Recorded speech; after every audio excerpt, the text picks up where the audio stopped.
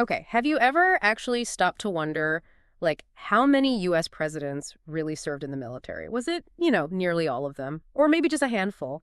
And what does that service actually mean when it comes to leading the country? Well, today we're doing a deep dive into exactly that, this fascinating slice of presidential history. Our goal here is to pull out the key stuff, maybe some surprising facts, and really track how this whole tradition has shaped American leadership over time, right up to today. So let's get straight to it. The big number. 31 out of the 46 U.S. presidents served in the military in some capacity. That's what, more than 2/3? It's a pretty striking figure, isn't it? It really is. And, what's important is understanding why it mattered so much, especially earlier on. It wasn't just about combat experience. It signaled leadership, like patriotism, sacrifice, handling pressure. For voters, particularly in the early centuries, this was seen as, well, a huge deal, a real indicator of character and capability. It was almost expected. That context really adds weight to the statistic. Okay, so this legacy, it stretches way back. Let's maybe walk through some of the major conflicts and see which presidents emerged from them, starting obviously with the American Revolution. George Washington, he's the original military icon, right? Commander of the Continental Army. He definitely set the bar. He absolutely did. The ultimate precedent. And then moving forward, you get the War of 1812. That gives us Andrew Jackson, famous for the Battle of New Orleans, of course, and William Henry Harrison, too, known for his campaigns against Native American forces back then. Right. And this period, it wasn't just about individual heroes, though they were celebrated. It was also tied up with the nation figuring itself out, Yeah. Security, identity. So military success got linked really tightly with national pride and trust in who should lead. It set a pattern. Definitely. And that pattern continues. The Mexican-American War that brought us Zachary Taylor, who was a big war hero. Yeah. And Franklin Pierce served, too, as a brigadier general, although maybe less combat-focused there. But then, the Civil War. Wow. The number of future presidents who served is just remarkable. You have Ulysses S. Grant, naturally, the Union general who basically won the war for the North. The key figure, yeah. But not just him. Rutherford B. Hayes, James Garfield, Benjamin Harrison, William McKinley, all of them served for the Union. It's quite a list. It really shows how that conflict, that shared, brutal experience, shaped a whole generation of leaders. These guys saw the country tear itself apart, and then they were tasked with leading it. That's right. Profound. Absolutely. Okay. Moving into the 20th century, the World Wars kept that connection going strong. You've got Teddy Roosevelt. And, his service was the Spanish-American War, the Rough Riders, very famous. Iconic image, yeah. Then Harry S. Truman, a captain in World War I, led an artillery battery. And, of course, Dwight D. Eisenhower, Ike. Supreme Allied commander in World War II. Hard to get bigger than that. Right, a towering figure from that era.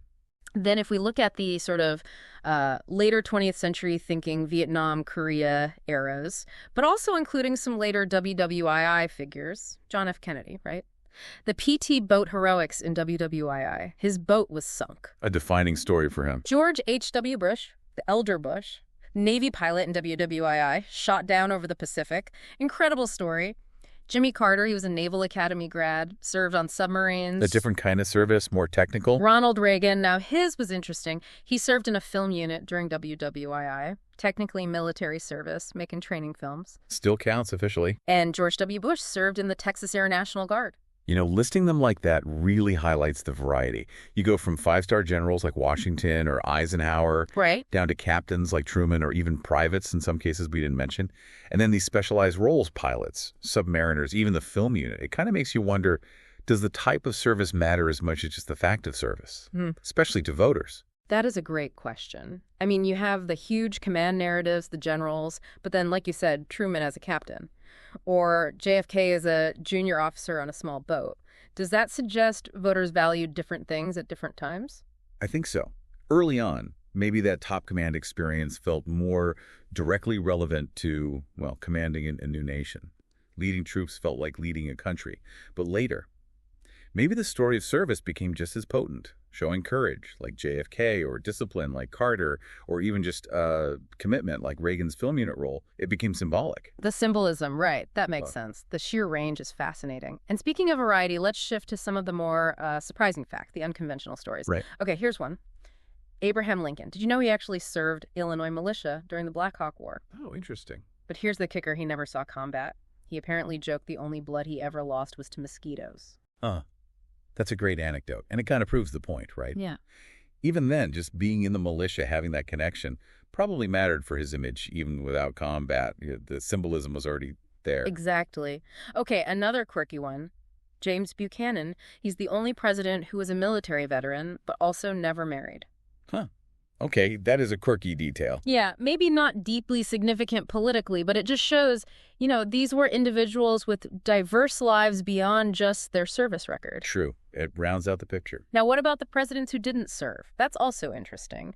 Think about Thomas Jefferson, John Adams, John Quincy Adams, hugely important figures, founding fathers, no military service. And that's a really critical point. What does that tell us? It shows there were always other paths to leadership, right? Especially in the early days. Intellectual power, diplomacy, legal expertise, those were clearly valued too. It wasn't only about the military path. A good counterpoint. Okay, another unique case. Eisenhower. Ike again. He never held any elected office before becoming president. None at all. That's right. His war record was just so immense, so respected after WWII. It just didn't matter. That was his qualification, basically. He was a national hero. He perfectly embodied what the country seemed to want at that specific moment. A figure of stability and proven leadership on a global scale. And just looping back to Reagan quickly, the Hollywood connection, it's worth underlining that those weren't Hollywood movies in the usual sense. They were actual training films for the military. Right, an important distinction. So even his service, while different, fit into that broader idea of contributing to the military effort, and it definitely became part of his political story later. Okay, but now, let's talk about a pretty major shift we've seen more recently. The trend line is clear. The number of presidents with military service has been going down. Yeah, this is a really significant change, a huge cultural shift, you could say, compared to that post-World War II generation. If you think about the bigger picture, well, since the Cold War ended, that military background just hasn't seemed as essential to voters. It's not the automatic qualifier it maybe once was. You see it clearly with recent presidents.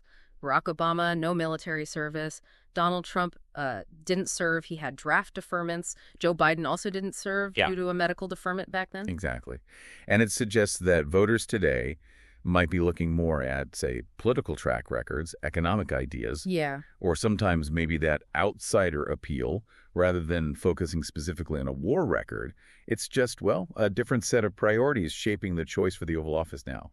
It really makes you think about what this means going forward, doesn't it? It really does. It changes the landscape of leadership. Okay, so let's maybe try to wrap up and pull together the main takeaways here. Just hitting the numbers again. 31 out of 46 presidents served. That's the core fact.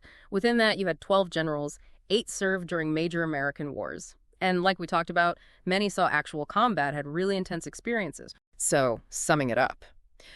While that military experience maybe isn't the golden ticket to the presidency it once seemed to be, it's still undeniably a huge defining thread in the story of American leadership.